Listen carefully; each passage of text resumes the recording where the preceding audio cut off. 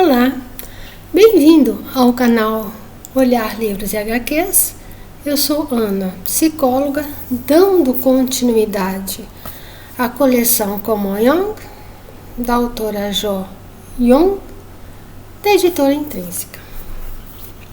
Hoje falaremos sobre A Mão e o Tamboril. Este conto é sobre uma mãe que projetou inconscientemente, ou seja, sem ter consciência, na filha a representação de perfeição, se encantando com sua beleza. A análise psicológica segue um contínuo sem interrupção, ou seja, do começo ao fim, ficando as reflexões para as pessoas que vão ler ou vão ouvir este conto.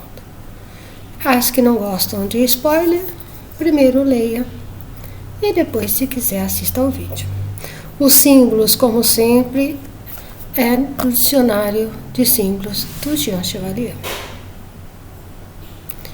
Vamos começar a história, então?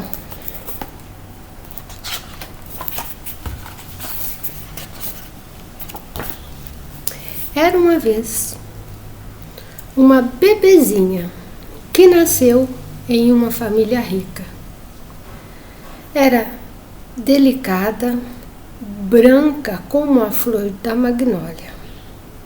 A mãe a amava tanto que jurou lhe dar tudo, até o sol e a lua. Vamos lá. Uma pequena observação. Quando a autora fala em família rica, eu não sei qual foi a intenção da autora em categorizar a condição financeira da mãe.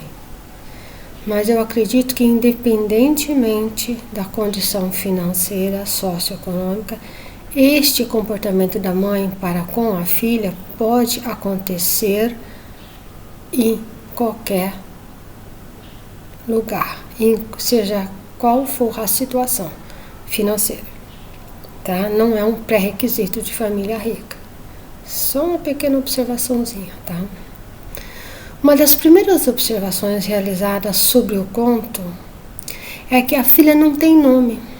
Em todo o decorrer da história, ou é bebezinha ou é bebê, e este fato lhe suscita de como esta criança pode ter sido inserida na dinâmica psíquica da mãe. Um ser desprovido de nome, um ser desprovido de identidade própria, uma boneca, talvez. Segundo o dicionário, um nome, para os egípcios da antiguidade, o nome pessoal é bem mais do que um signo de identificação. É uma dimensão do convívio. O egípcio crê no poder criador e coercitivo do nome. O nome será coisa viva. Vamos continuar. E ela fala, a criança, era delicada e branca como flor de magnólia. E a mãe jurou lhe dar tudo. Carro passando, tá, pessoal? Até o sol e a lua. Flor de magnólia, flor, tá? De maneira geral, é um símbolo do princípio passivo. A flor é o símbolo do amor, da harmonia, que caracteriza uma natureza primordial. A flor identifica-se ao simbolismo da infância. E mãe é segurança do abrigo, do calor, da ternura e da alimentação. E também, em contrapartida, o risco da opressão pela estreiteza do meio e pelo sufocamento, através de um prolongamento excessivo da função de alimentadora e guia. A genitora devorando o futuro genitor. A generosidade transformando-se em captadora e castradora. Mãe significado dual. Nos dizeres, percebo que a mãe teve um bom acolhimento para com a filha, beirando a um encantamento.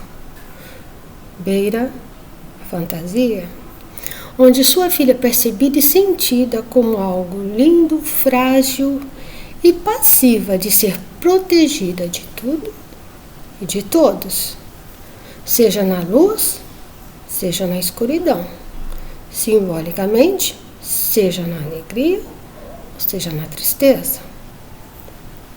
Mas sugere também um entendimento de seus sentimentos possivelmente tóxicos em relação à filha. Dando continuidade à história.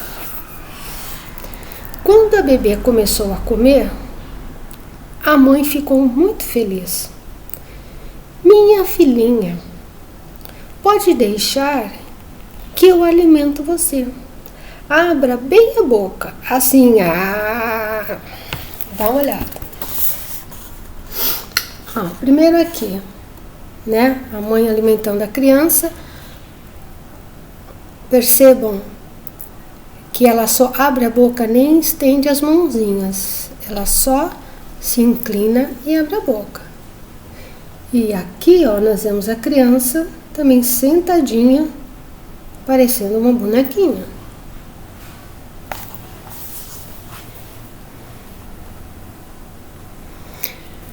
Vou colocar o símbolo de mão. Exprime as ideias de atividade, ao mesmo tempo que as de poder e de dominação. Colocar as mãos nas mãos de outra pessoa é entregar a própria liberdade, ou melhor, desistir dela. Confiando a outra pessoa é abandonar a própria força. A mão é como uma síntese exclusivamente humana, do masculino e do feminino. Ela é passiva naquilo que contém e ativa no que segura.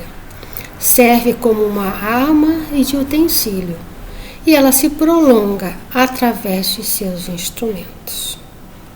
Mas ela diferencia o homem de todos os animais e serve também para diferenciar os objetos que toca e modela. Além da narrativa, o desenho é muito sugestivo, pois esclarece o poder de ação da mãe e a passividade da criança. É importante lembrar que a mãe, figura máxima de importância para a criança, é o seu referencial. Portanto, é natural que a criança aceite os comandos sem protestar. A figura da bebê abrindo a boca e permanecendo com os braços inertes junto ao corpo pode ser entendido como se estivesse alimentando uma boneca viva. Lembram nós meninas, né?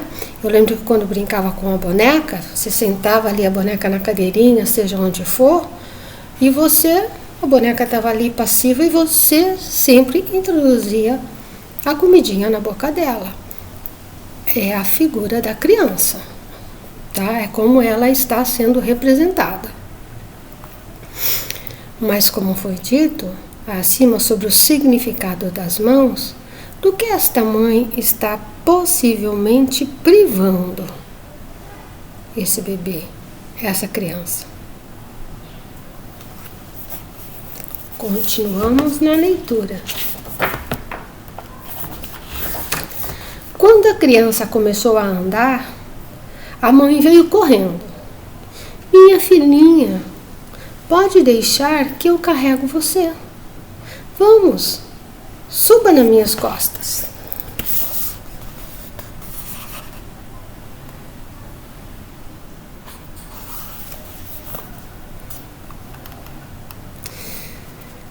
Pernas, o que significa? Órgãos de marcha. A perna é um símbolo do vínculo social. Permite as aproximações, facilita os contatos e suprime as distâncias. Na história, a mãe continua a tratar a criança como um bebê totalmente dependente dela, isolando-a do mundo, carregar nas costas, ou seja, não faça nada, não se preocupe. Para a criança não há dificuldades, não há conquistas, esforços que tem a mãe como o único ser no mundo, pois como esta atitude totalmente protetora e isoladora, a criança não tem como outro referencial, a não ser a mãe.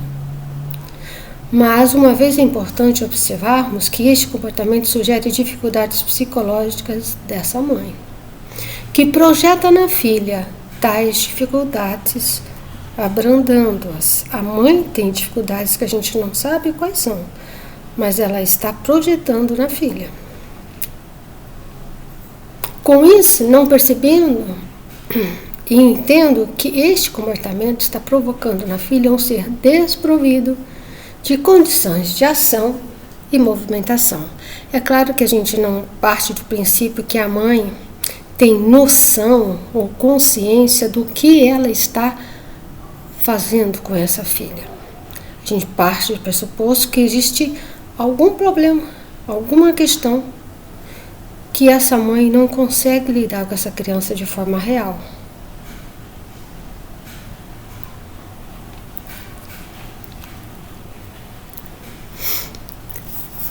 Vamos lá.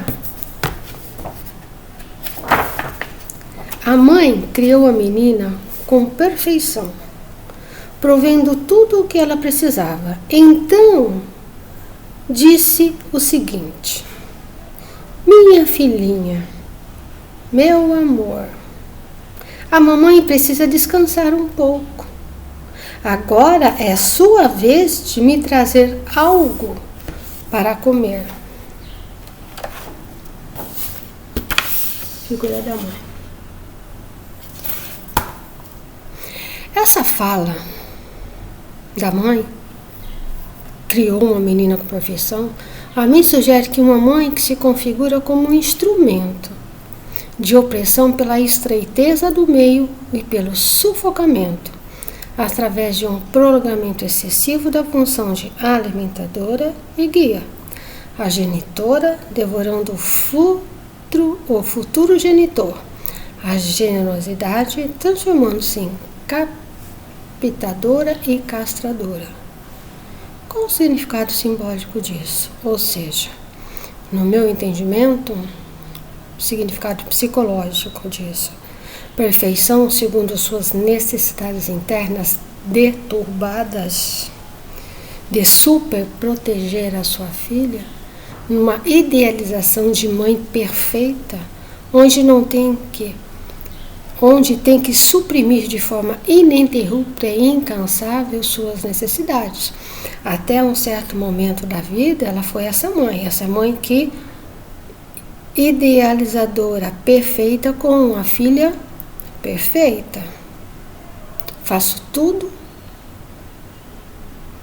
perfeito, incansavelmente,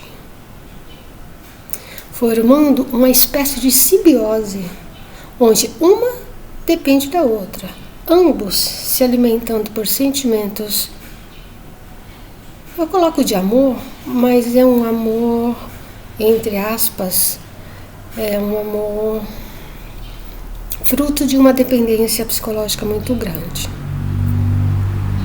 Na filha foi construído, na mãe já existia.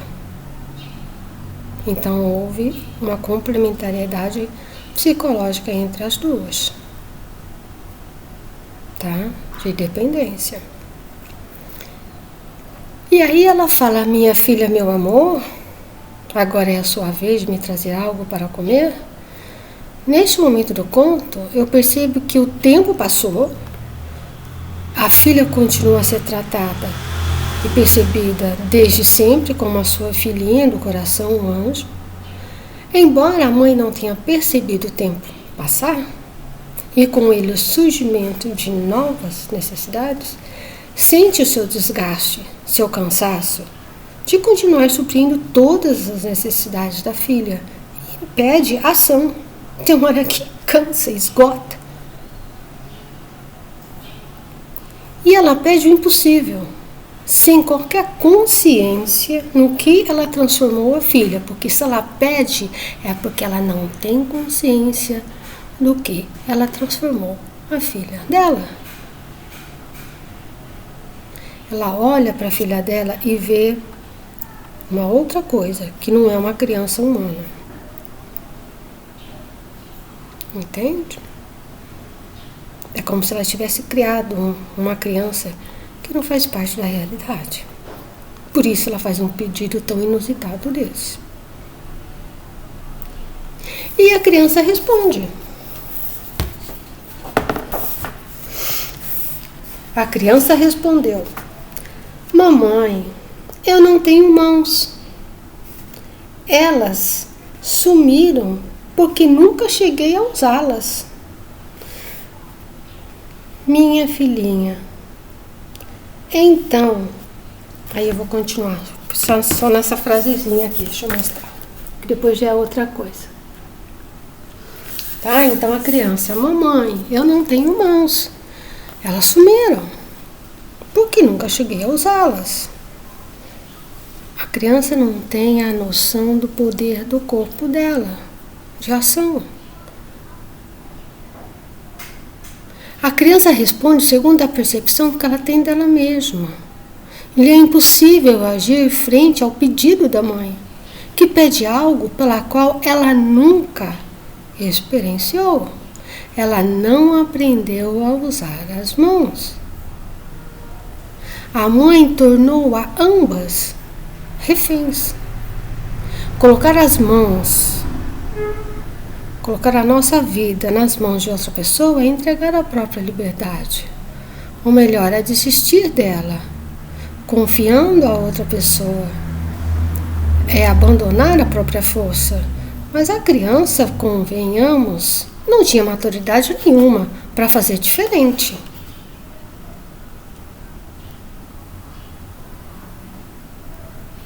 Ela é fruto, né, dos ensinamentos e daquilo que foram ofertados a ela. E a mãe continua: minha filhinha, então será que poderia me carregar? Minhas pernas estão doendo.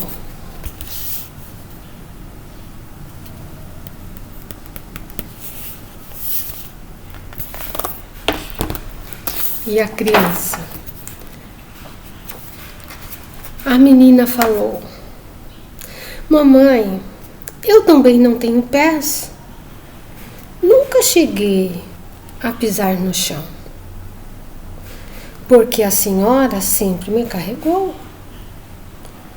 Em vez disso, tenho uma boca muito, muito grande. A menina abriu bem a boca enorme. Olha aqui. O desenho feio. E aí? Mais uma vez, a falta de percepção da filha real dessa mãe, tendo as expectativas totalmente fora da realidade da criança. E quando a filha responde, ela provoca na mãe uma surpresa e a necessidade dessa mãe olhar e perceber em que na realidade ela transformou a sua filha. Um ser, uma pessoa totalmente inapta para o meio e para si própria, pois ela não anda sobre as próprias pernas. Nunca andou. Ela não age. Ela é uma parasita total. Em vez disso, eu tenho uma boca muito, muito grande, a menina disse. A resposta da menina foi adequada à sua realidade, pois a única forma de sobrevivência foi ser alimentada pela mãe, ou seja, um ser totalmente dependente da ação da mãe. Tal atitude foi um choque de realidade. Mais uma vez, a percepção, ela obrigou a mãe a sair dessa alienação pelo contraste, ao qual a mãe não estava preparada para receber. Ela tinha idealizado uma criança, uma boneca, e diante desses fatos ela é obrigada a olhar para a filha real, que ela, entre aspas, construiu. E neste momento pode ter acontecido que tudo que havia sonhado, planejado e investido na filha cai por terra. E não sobra nada. Um dado de realidade faz com que saia de uma visão distorcida e irreal que tem da filha. Ela leva um chacoalhão totalmente inesperado, é pega de surpresa e principalmente não está preparada para lidar com aquela filha real, porque ela nunca lidou com essa filha real. Sempre foi dentro da fantasia de perfeição que ela tinha dentro dela.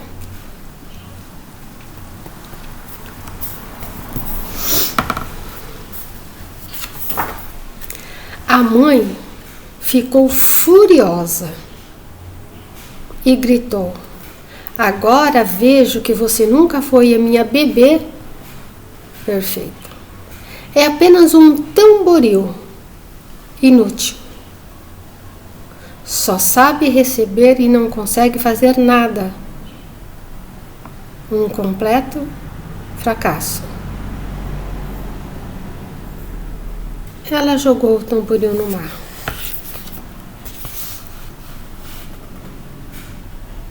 Vamos entender um pouquinho isso em termos de dinâmica psíquica, né? Lembre-se, aqui é uma literalidade. Vamos colocar na dinâmica psíquica.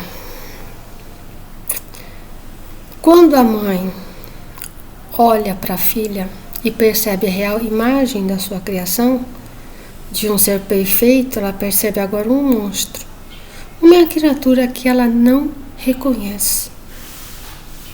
E principalmente não reconhece como um fruto da sua criação. Considera-a como um ser alienígena, pois não corresponde com tudo aquilo que ela fizera por ela. Como assim? Cadê a filha perfeita? É importante esclarecer que esta mãe sempre esteve numa relação de irrealidade com a sua filha. Por algum processo psicológico ao qual eu não sei o motivo, ela idealizou e contatou com essa filha como se ela fosse uma boneca de porcelana. Até o momento em que foi obrigada, pela sua exaustão física e psicológica, olhar para a filha como um ser de carne e osso. Não tendo condições psicológicas para lidar com o resultado do seu ato, projeta na sua filha um ser que de forma alguma poderia ser sua, e sim a obra de outro alguém. Ela não reconhece a menina. Ela coloca um tamboril aqui que é um peixe, né? Mas poderia ser qualquer coisa. Aquela não é a filha que ela teve e cuidou e protegeu e fez de tudo. Aquilo é um ser alienígena, aquilo não pertence a ela.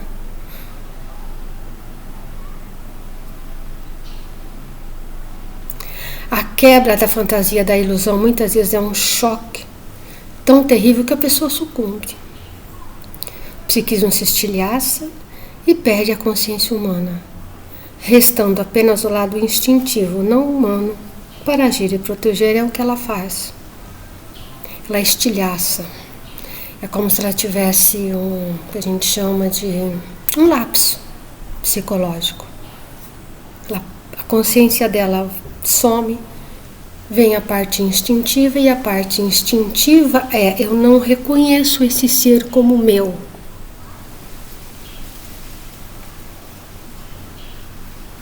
E ela descarta. Se nós colocarmos essa questão mais humana, não tão literal aqui, né? Abaixar um pouquinho tudo isso, a gente pode dizer que essas relações acontecem muito, em todos os graus. Quando a mãe tem uma criança e ela coloca todas as suas fantasias, todas essas ilusões, ela projeta tudo aquilo que ela queria ter sido, nessa criança, nesse filho, na criança. Aqui é uma menina, mas também acontece isso com os meninos, é óbvio. Com o filho. E chega um tempo que não tem mais como segurar. Algumas fazem loucuras para tentar segurar isso, né? Mas as que não conseguem mais manter aquela ilusão, aquela fantasia, abandona. Pode não abandonar, pode não ter essa atitude aqui, entre aspas, louca, né? Que essa mãe teve, mas simplesmente abandona, deixa de investir. Bom, já que você não vai ser aquilo que eu sonhei que você seria, então você seja o que você quiser. Gente, vamos ver, acontece muito isso. Não é? É um retrato muito triste, né, de pais, tá? Ela tá falando mãe aqui, mas é pais que projetam nos seus filhos os seus sonhos, não dá certo e eles abandonam. Pode não tocar de casa, mas deixam de investir emocionalmente no filho. Não aceitam o que ele não seja aquilo que eles gostariam que ele fosse, que eles sonharam que ele fosse. Isso é muito comum. De pais que fazem tudo pela criança. É claro que aqui ela pesou a mão, né? Aqui ela realmente foi forte no sentido dessa mãe aí totalmente boneca. Mas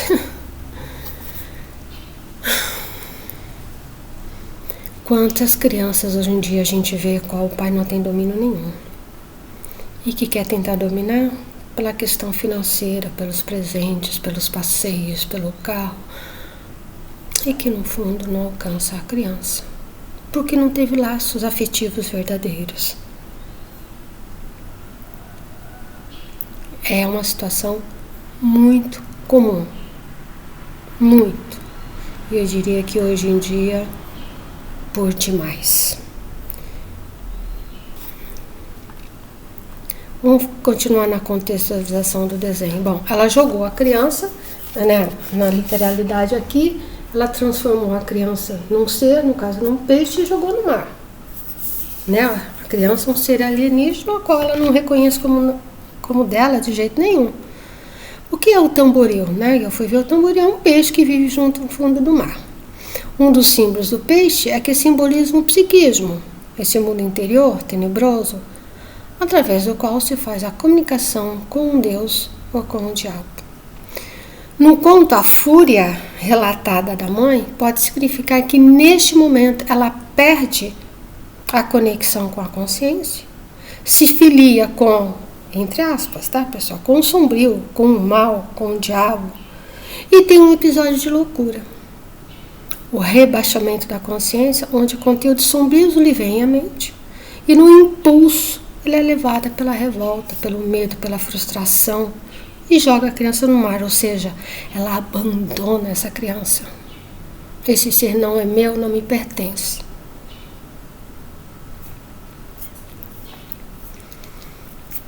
Na história, desde então, quando o céu está nublado, os marinheiros ouvem o choro de um bebê em meio à ventania.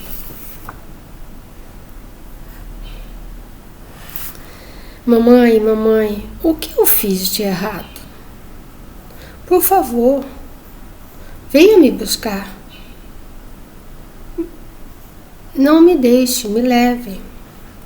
Nesse exato momento, vários tamboris inúteis e abandonados vagam pelas profundezas do mar de lágrimas.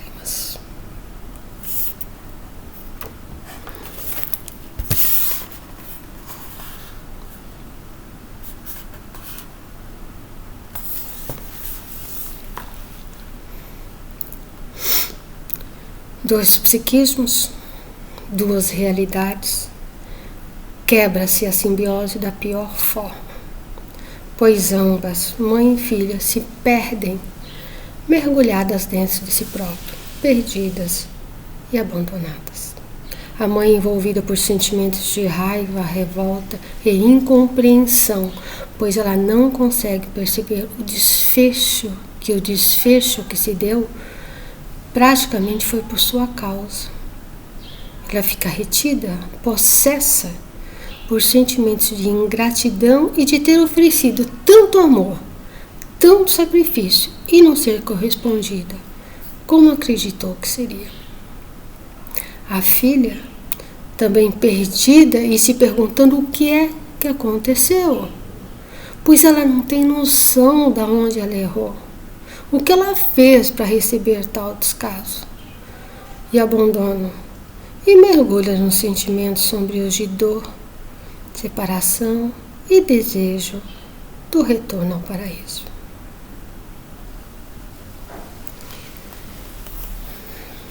Duas vidas perdidas. Nesse emaranhado que se foi construído. E mais uma vez é quando esses pais dão de tudo, mas ao mesmo tempo não dão nada. Porque eles dão aquilo que não preenche verdadeiramente os laços, aquilo que não... Gente, mais uma vez, aquilo que constrói. O amor é uma construção.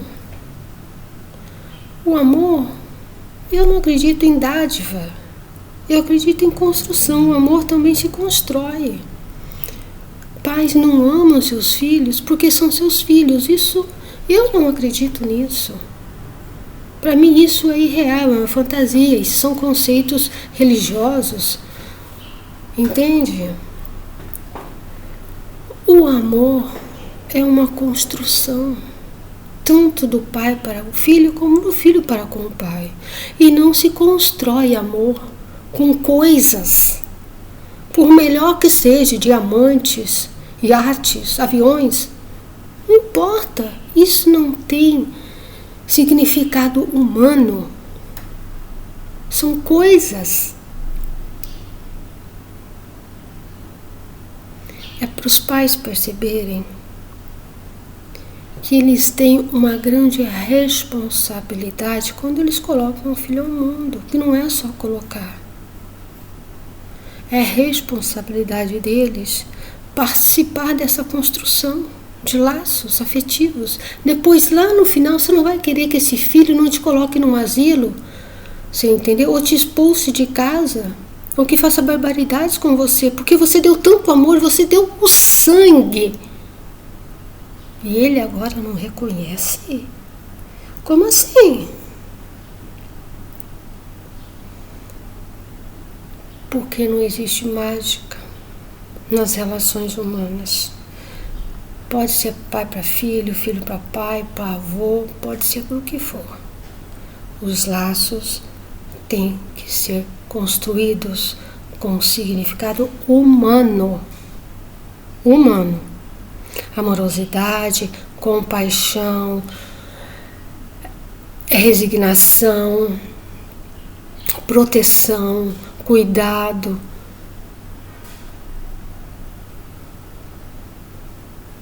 Isso é amor. Se não existir essas emoções lapidadas, essas emoções vivenciadas, não existe laço, não existe amor. Esse, para mim, é uma das grandes mensagens deste quadrinho perfeito para levar reflexão principalmente aos pais e os que pretendem serem pais.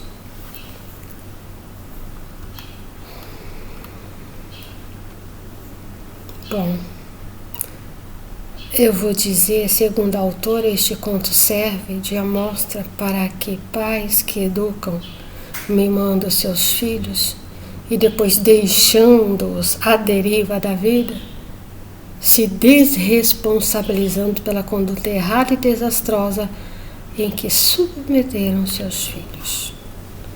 E ela diz que saiba que quando se tem pais egoístas, os filhos acabam se tornando tamboris que só sabem receber.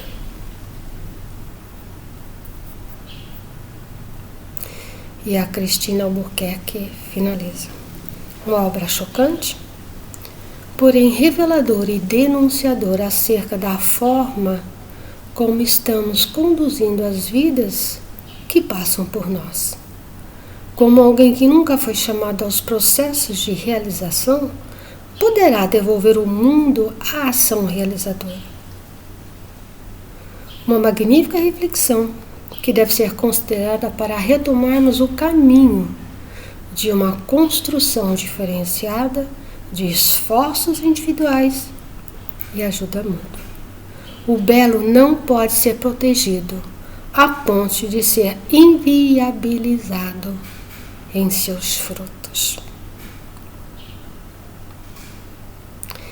E eu vou finalizar só com o último trechinho, que eu adoro, esse poema do profeta Khalil Gibran.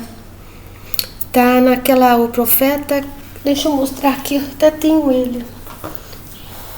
Um livro pequenininho, mas é um primor. Ó, é esse aqui. O Profeta, de Khalil Gibran, da editora Martin Claret. E ele coloca sobre os filhos. Seus filhos não são seus. São os filhos e as filhas do desejo da vida por si mesma. Chegam por meio de vocês, mas não de vocês. Embora estejam com vocês, não lhes pertencem. Podem dar-lhes amor, mas não os pensamentos, pois eles têm pensamentos próprios.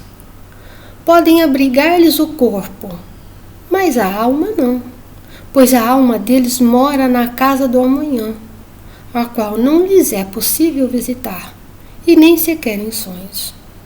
Podem esforçar-se por ser semelhantes a eles, porém não busquem torná-los iguais a vocês, pois a vida não segue para trás e nem retarda no ontem. E é isso. Mais uma vez eu agradeço, espero que possa ser de ajuda, de clarificação, de lucidez para as pessoas que me ouvem, e principalmente para pais e futuros pais.